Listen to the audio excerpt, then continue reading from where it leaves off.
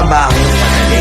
Wala kang karapatang maliitin yung trabaho ng iba. Yung iba sasabihin, gwardiya lang naman yan, rider lang naman yan, construction worker lang naman yan, gasoline boy lang naman yan, fast food crew worker lang naman yan.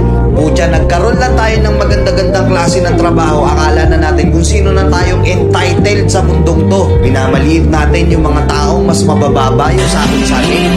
Pagkakaalam ko kasi, wala kang karapatang maliitin o matahin yung trabaho ng iba hanggat nagtatrabaho sila ng marangal.